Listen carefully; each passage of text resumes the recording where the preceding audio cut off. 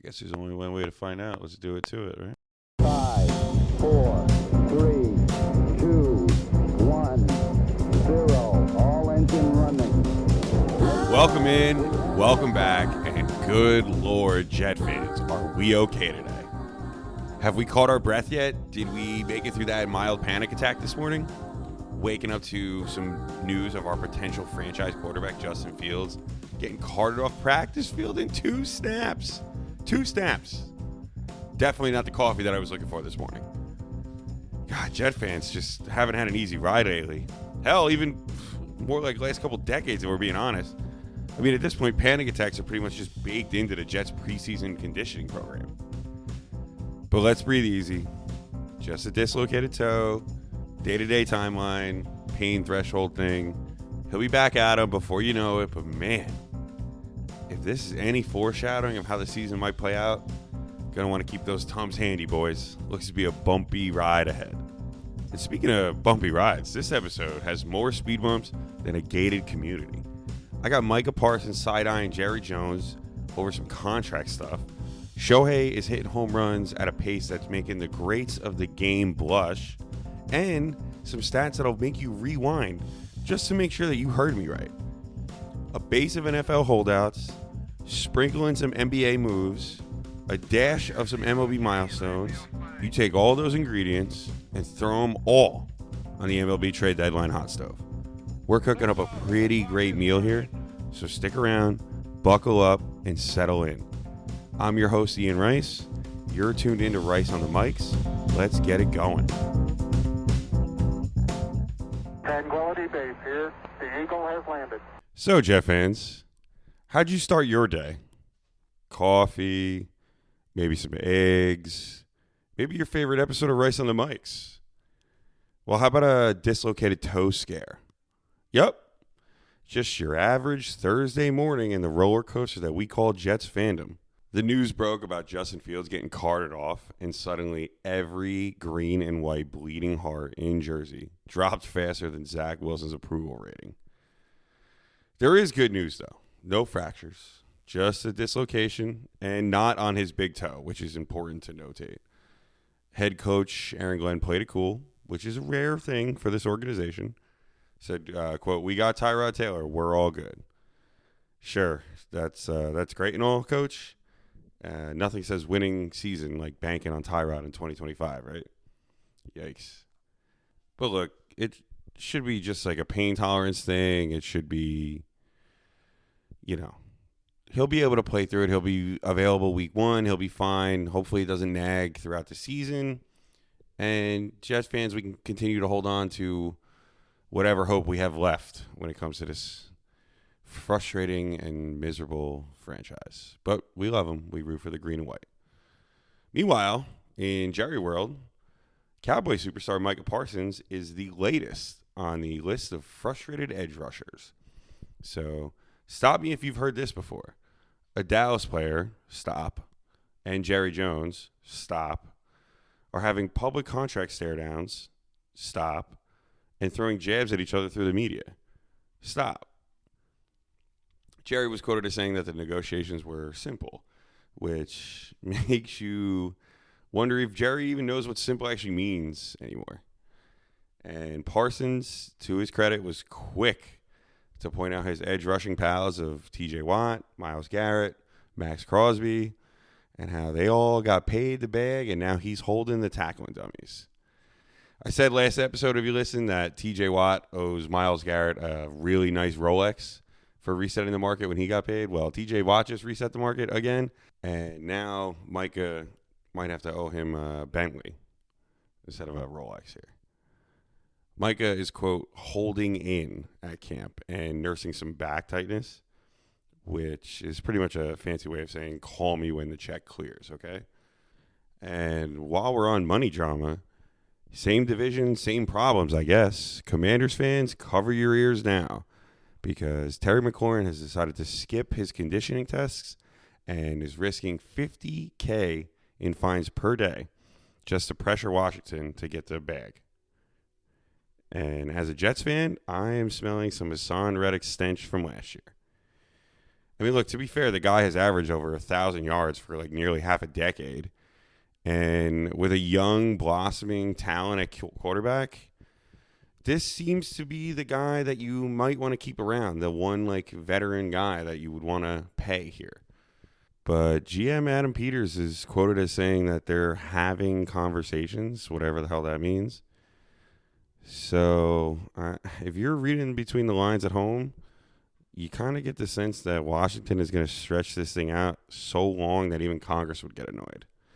They don't want to pay Terry, but they definitely should. Over in Chicago, everybody's new favorite quarterback, head coach, bromance, fun thing has officially began to blossom. Ben Johnson and Caleb Williams are saying all the right things to the media. Let's complete 70% of passes. Let's be the first Bears QB to ever hit 4,000 yards, which is kind of wild to think that Cutler never hit that mark, but he didn't. He did it in Denver, but not with Chicago. Meanwhile, every Chicago fan over the age of 30 is thinking, we've seen this movie before, right? Winning the press conference, but coming up short during game time. But still, you got to appreciate Ben Johnson stepping into his new role, taking control. Hell, he even assigned some summer homework to his second-year quarterback. Was quoted to study the playbook 30 minutes a day, no matter what. Listen, if your franchise quarterback that you're tying your head coaching stake to can't handle 30 minutes of reading, you might have drafted Johnny Manziel. Okay, Brady and Peyton are rolling their eyes at that statement. Chicago, I'm not shitting on you either. I personally think that you got your guy in Caleb. He is super talented. But also, let's just hope he's more worried about his reads than what nail color to paint on game day. Again, staying in the same division, we'll go right down the road in Green Bay. Tackle Zach Tom gets paid big. 4 years, $88 million, and gets the largest signing bonus for an O-lineman ever, $30 million. Woo! So, Green Bay, with one lineman paid, Packers GM Brian Gutekunst, that's what it is. Say that 3 times fast. Still hasn't returned Elton Jenkins' text, which is another key piece on that line. Jenkins has skipped the offseason workouts, and he is demanding a rework on his deal despite still having 2 years left on it. Look, I know it's a business, and I know the player always needs to take care of himself first, but I'm sorry. I'm siding with the GM here. You signed a contract, man. You have to play under that contract. I'm sorry that the value went up or that you outperformed your value, but like, that's how things go sometimes. Hell, I'm even willing to work with you when it's the last year of your deal and you're a pivotal part in our system. But 2 years left? Come on, man. And, you know, and as we all know, stiffen your team on mandatory workouts. That's a great way to speed up negotiations, right? Bold move there, Cotton. Let's see if it pays off. I mean, Jesus Christ. Now, fantasy managers, I want you to listen closely and write this down if you have to, okay? Cardinals receiver Marvin Harrison Jr. has gained about 11 to 15 pounds this offseason. He's crushing big breakfasts. He's hitting new PRs in the gym. Apparently, he's bulked all the way up to 222. Great numbers, by the way. He came into the league at 6'3", 205. And he looked a little skinny. He did. He looked a little, you know, long arms, whatever, kind of like a newborn deer, a little lanky, right? This extra weight, even if it comes at the sacrifice of like a little bit of speed, he is going to be able to bully corners consistently, and he's going to high point the ball that, let's be honest, Kyler Murray can't see over the line. He's just chucking it up most of the time. Marvin Harrison's red zone presence is going to be a real problem this season. And he's always had that playmaker ability too. Like if he gets open, he gets away from you, he's gone. So now add some strength to his already stuffed bag of tricks. This makes his arsenal even deeper, and I'm really excited to see how he performs in his sophomore season.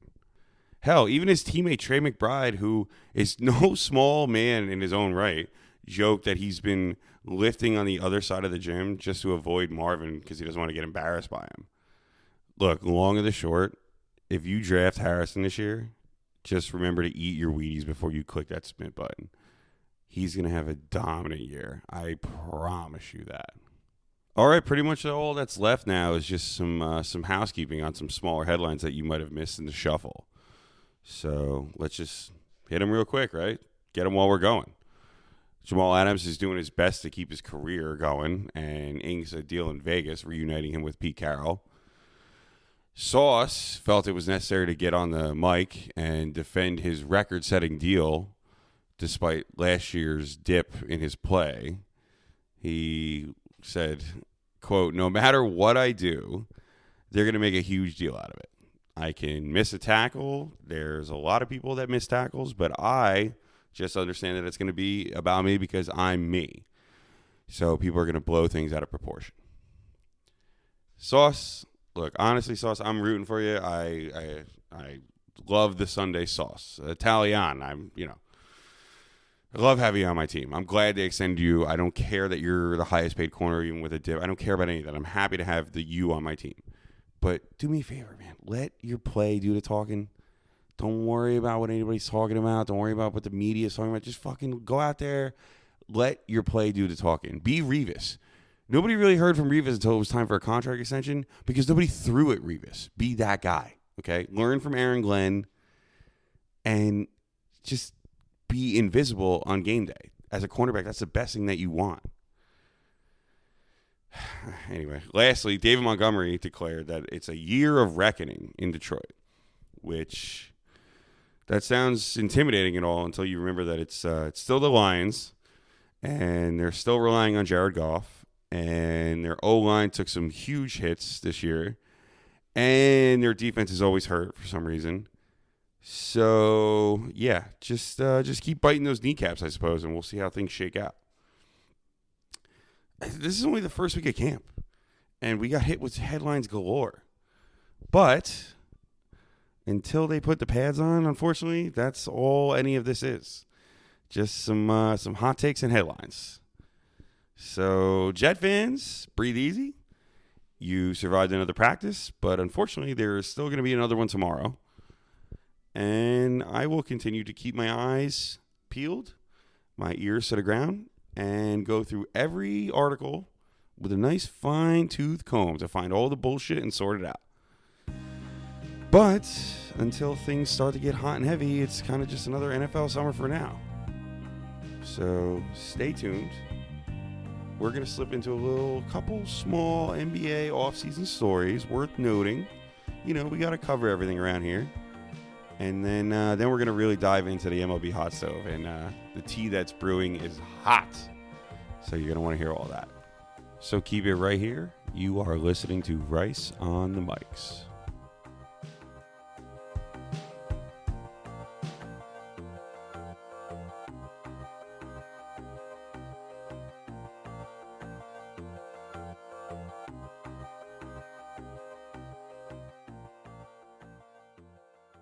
All right, shifting gears to the NBA, and look, it's late July, folks.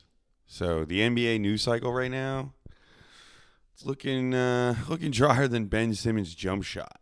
But we do have a couple little tidbits to chew on. So we'll make this quick. We'll make this painless. Let's take our medicine, and on the side, we'll pray to the fantasy football gods to win our leagues this year. Okay. Marcus Smart has found himself a new home with the Lakers. 2 years, $11 million, but most importantly, a fresh start on a winning program. And yes, apparently, Luka did call Marcus personally to say, please come save our defense. So Lakers fans, congratulations. You don't have a rim protector, but you got yourself an elite perimeter defender, a natural leader behind LeBron, and can maybe teach Luka how to have some of that. And honestly, just an overall great locker room glue guy. Celtics fans, just look away and just pretend that this part of his career didn't happen, okay? I know it hurt to trade him away, but that same year you turned around and won a title. So there's going to be no sympathy from me on that one. I know it's hard to root for the Lakers, especially as a Celtic, but just be happy for your former beloved player and just be happy that he landed somewhere half decent, because all things said, the last couple of years for him have been rough. Smart missed the playoffs the last 2 years, and he got boned both times. He got stuck in Memphis from the Celtics trade, and that was the year that Ja Morant was filing for his gun license. I think they finished like 12th in the West that year. And then this past year, he gets traded to Washington mid-season while Memphis goes on to make the playoffs, and he had to sit in Washington and watch that dumpster fire. So really, he's probably forgotten what June basketball even feels like at this point. But I will tell you one thing.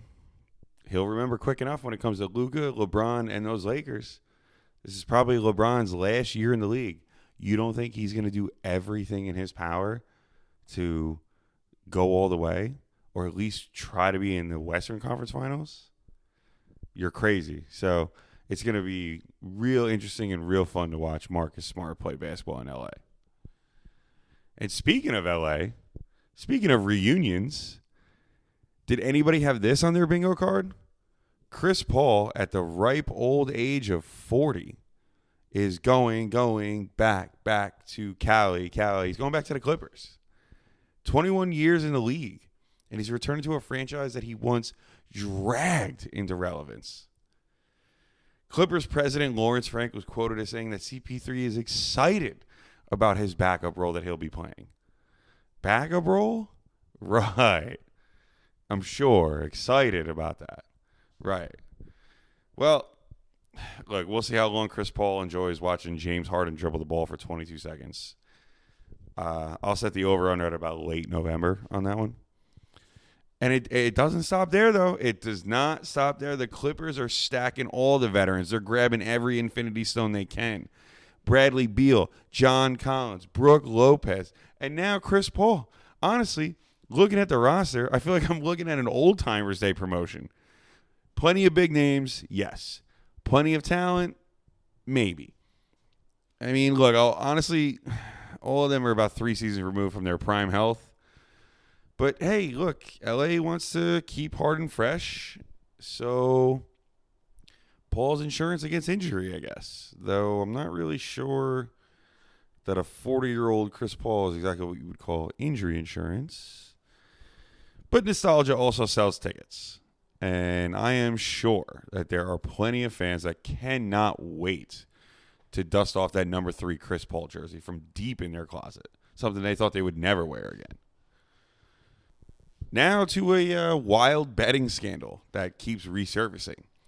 And no, I am not talking about your asshole buddy that keeps losing his 3-teamers because of some random rule that he didn't know was going on, or he swore he clicked the other team. Terry Rozier got mixed up in a bizarre story last year involving 30 bets from a sharp in 46 minutes. Someone in Biloxi, Mississippi, of all places, went all in on Terry having an off night. And then just so happens that Rozier promptly exited after about 10 minutes of playing with a foot injury. So, right. All the bets got cashed. But if you remember the story from a little while ago, that Caesars initially refused to pay, and they said that there's definitely rigging going on, or there's suspicion of rigging, so they were holding out. The bettor eventually got the $13K from all the bets, and Rozier hasn't really faced any official accusations, but look, if it looks like a duck, if it walks like a duck, and it quacks like a duck, it's hard not to call whatever happened here not a duck. And the NBA is still claiming that nothing shady went down, aside from, I guess, Rozier making someone in Mississippi a shit ton richer by not playing basketball. Look, betting scandals are not fun. It's fun to gamble within reason, but betting scandals, they're not great unless you're the one holding those tickets, right? But all of the leagues, not just the NBA, all of the leagues have gotten into bed with the bookies now. And player props will always be the number one source of collusion. You know, it's hard to rig your game, but it's easy to, over-unders 15.5? Yeah, miss those last couple of free throws, right?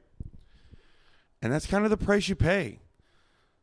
But it's on the commissioners of their leagues to keep the integrity. And honestly, it's on the players to also hold a code of ethics and respect for the game that they play and love so much. Honestly, no matter how you slice it, it's a tough subject, but one that I'm sure we have not seen the last of. But all right, I told you, the NBA this week is it's thinner than Kevin Durant's hairline. Okay, I'm sorry. That was mean. But also true. So, Katie, if you're listening, you're not. But don't come after me on Twitter. Well, actually, you know what? Maybe do come after me on Twitter. There's no such thing as bad press, right? Anyway, keep an eye out because I am sure soon enough someone will tweet something or some star will ask for a trade and we'll be right back in business on the NBA drama. Until then, hang tight and stay tuned. We're about to get into some baseball, talk about some trade deadline drama, and a couple stats that you are going to be hard-pressed to believe.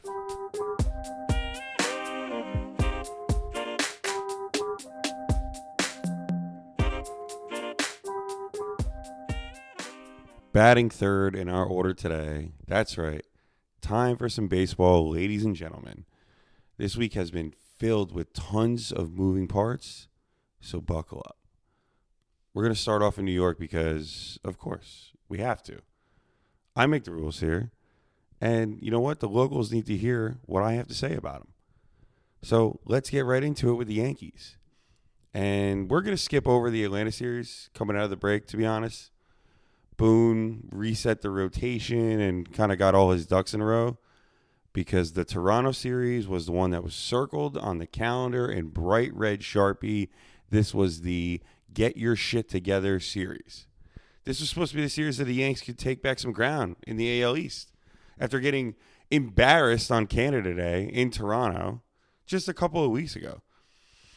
So, how did it go, boys? Well, game one pretty much set the tone for the rest of the week. Carlos Rodon wasn't great, but you know what was worse than Carlos Rodon? The Yankees' defense. And that was the theme that would carry through the whole week. You had two costly throwing errors from Peraza and Volpe, which opened up the floodgates. And by the way, Volpe now tied Major League lead in errors with that one, and it only continued to get worse through the whole series. Not exactly what you signed up for this season from your Gold Glove young shortstop, huh? And speaking of themes for the Yankees, this offense is predicated on home runs or bust. Giancarlo Stanton, your favorite, the king of the meaningless home run, hits a solo shot, and that was it. Congratulations, just one run. Yankees lose game one, 4-1. Okay, you lose ground there. Now, they bounce back in game two. And again, surprise, surprise, guess how they won? The home run. Jazz, Cody, and Ben Rice, shout out Rice on the mics, all go deep with Rice's clutch ninth inning shot bailing them out of another ugly defensive game. More errors from Volpe, who at this point, I mean, honestly, you might as well just consider burning your glove. You got to do something else. But the Yanks, they survive 5-4. Okay, so you get that game back. Fine. And then now you're thinking you're going in. You got your ace on the hill. You got Max Fried, game 3. Nope, same story. 4 errors. You heard me. 4 errors in one game. Fried throws a ball away, and you could tell that he just didn't have his best stuff because, the blister problem he's had on his finger, and that stems back from when I used to watch him in Atlanta. Volpe again, and even Ben Rice booted one too. So Toronto wins 8-4 after the Yankees clawed their way back from a 4-1 deficit to tie it 4-4. I went to the bathroom. I come back. It's 8-4. I go, what happened? Look, I'm not even a Yankee fan. I'm not a Yankee fan by any stretch of the imagination. Well, except maybe this weekend when they have a 3-game set with the Phillies. But that's a different story for a different time. What I am, though, is I'm a baseball fan. And the product that the Yankees are running out there on the field every night is, one, it's just bad baseball. And 2, it's boring baseball. They don't play the game right, and they boot things. They don't move runners over. And then every now and then they run into a home run. And it's cool to watch Judge hit. But, like, otherwise, what are they doing? And honestly, they're wasting the last couple prime years of Judge's career. I mean, Game 3, he hits his 37th homer, and it literally means nothing. This team can't field ground balls. And now it's spread into the outfield, too, because that misplayed fly ball by Cody was ugly, man. I get losing it in the lights and whatever, but, oh, God, that was terrible. So the Yankees end up dropping 2 or 3. They lose even more ground in the division, and now they trail Toronto by 4 games. Home runs are nothing, a little league defense, and pitching woes are starting to bubble up. That is not exactly the recipe for October baseball. In fact, it's actually a quick way to get bounced in the first round by accident, and now everybody's standing around trying to figure out who to blame. Jeez. All right. Enough Yankee frustration, because let's take the 7 train. We'll pivot to Queens. And the Mets actually gave us a little something to smile about this week, surprisingly enough. First things first, Saturday, beautiful, special day in Queens. David Wright gets his number 5 jersey officially retired, number up in the rafters. And folks, let me tell you right now, there was not a dry eye in Citi Field. Wright's speech had everyone feeling it. The guy carried this franchise, and he stood tall through some of the most brutal years. Trust me, I watched him, and he wore this uniform with pure class. You saw fans of all ages be openly emotional because that's their captain. That's their guy. God, I'm so happy for him. I'm so proud that he was my guy on my team. He was one of the last true good guys in baseball, honestly, whose career was robbed of him from injuries. Finally gets his moment. So just before I dive into the Mets here, I give you a salute. Captain Wright, thank you for your service. And now, unfortunately, the Mets did end up dropping that game to the Reds 5-2 because, that's classic Mets 101. Honoring a franchise icon. It rains during his speech, and then they end up losing the game. Like, of course, that's the Mets.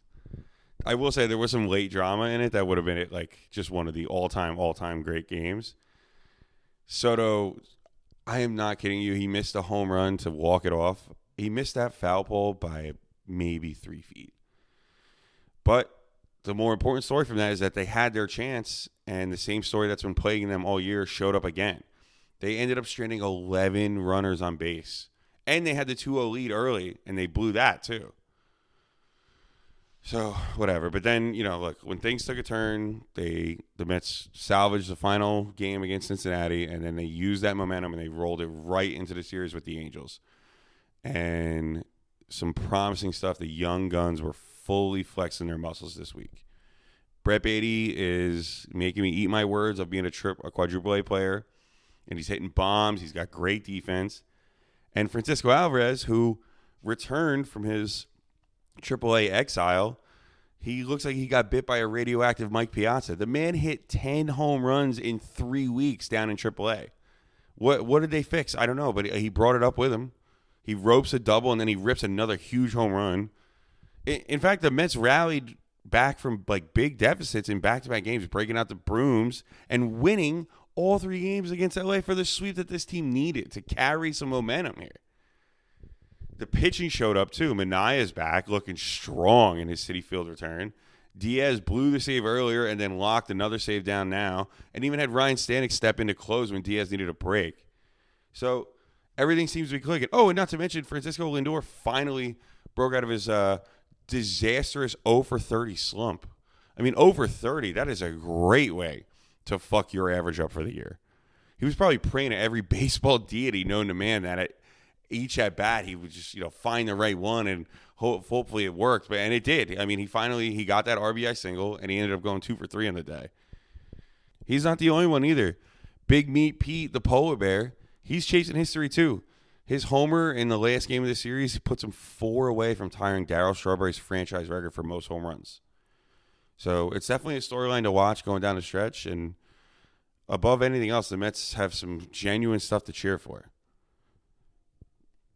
Okay, now that I'm done getting on the local teams and letting them have it a little bit and praising, but also ripping into them, we caught our breath, but we are only coming up for a quick gasp of air because now it is time to dive headfirst into the madness that is coming up this week, and that is the MLB trade deadline. This is the best time of the year. The rumors are swirling. Teams are getting anxious. Some big names could potentially be on the move, and Jeff Passan can't tweet fast enough for me, okay?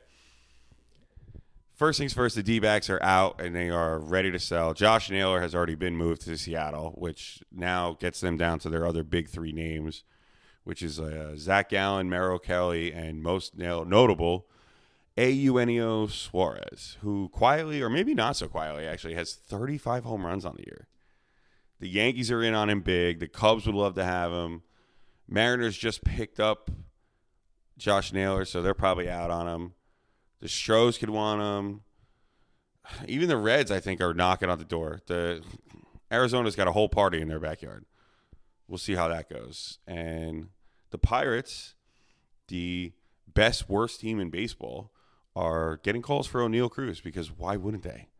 Guy's got 16 homers and 33 stolen bases, that rare combo of like electric speed. He's got massive home run power, showed that off in the home run derby. Oh, and by the way, he's got a howitzer of an arm in center field. Contenders are drooling for him. The only problem is the cost would be so high, it would be really hard to see a team coming up with a package for him. And, you know, the Pirates, they claim that they're just listening and whatever, you know.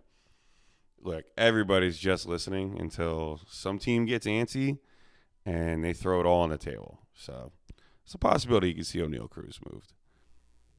I feel bad for Paul Skeens because he don't get no run support anyway. So now you take on O'Neal out of that lineup, but that's neither here nor there. Boston don't know what they're doing either. Boston might be buyers, but they won like 11 in a row. But they might be sellers because they don't really know where they're going with their future. The one thing I do know that Boston knows is if they do sell, they absolutely have to get a big return, considering that they didn't get shit back for Mookie, they didn't get shit back for Bogarts, and they didn't get anything back for Devers. So the only name that's really been floating around for Boston is Jarren Duran. And, you know, the Padres, the Phillies, the Royals, they're, you know, the usual suspects. They're all kind of interested. I don't know about the Royals, but I guess they want to try and bolster it. I mean, him and Bobby Witt together would be great. I kind of wish my Mets would throw their hat in the ring for Jarren Duran, too. But, again, that's going to be a big package, and they know the Mets have a great farm system. So, speaking of the Phillies, too, the Phillies have been active already. They signed David Robertson, that dinosaur, to help their bullpen, but they're still trying to snag, like, another high-level arm, and a lot of the names getting floated around is like Emmanuel Clase or Johan Duran. But I know the Mets are looking at both of them too, so we might get into a bidding war with the Phillies here. And speaking of the Mets, the Padres, they might actually deal Dylan Cease too. Mets, Yankees, Cubs, I mean, they're all lurking around, and they would love to add another arm. And the GM loves to be aggressive. I mean, they're 5 out from the division, and I think they're the 3rd wild card or maybe the 2nd wild card. But, like, if they can move them, get the right guys, they don't – never say never, man. They don't care. So mark your calendars, boys and girls. The deadline chaos is right upon us. And next week's episode, we'll have it all covered because the fallout will be done. We'll see where the chips fall and whose team got better and whose team got worse. Lastly, before we wrap some baseball up here, I have 2 quick shout-outs to end the segment that are just 2 stats that are – one is like the most baseball stat ever, and the one is the most insane stat ever. So Bryce Harper launched his 350th career home run this week. That makes him the 105th player to do it, but it also makes him the youngest active player to hit that milestone.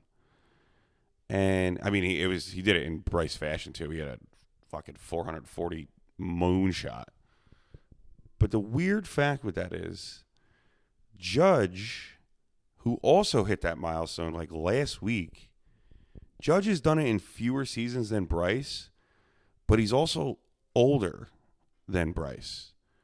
So this will be Harper's 15th year. He came up when he was like 19 or 20. And this will be Judge's 10th year.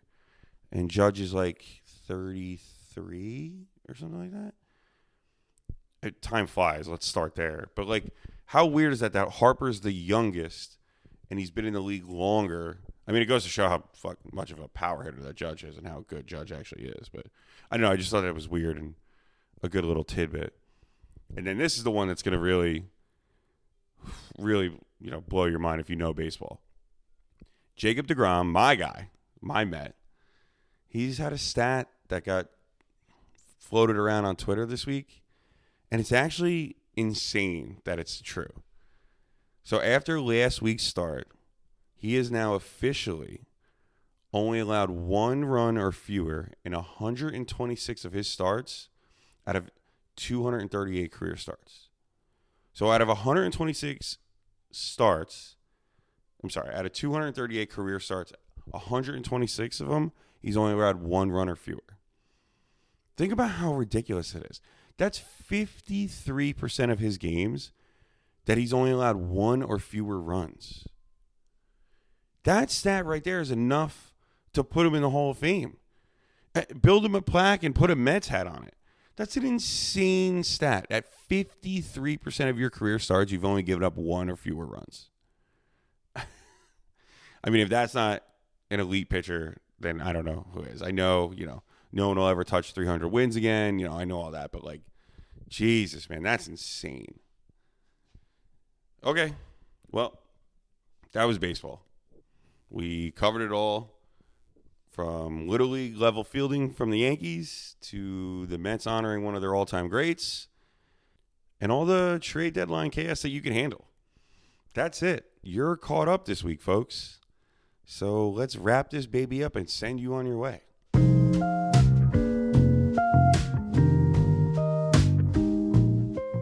And that's going to be the show, folks.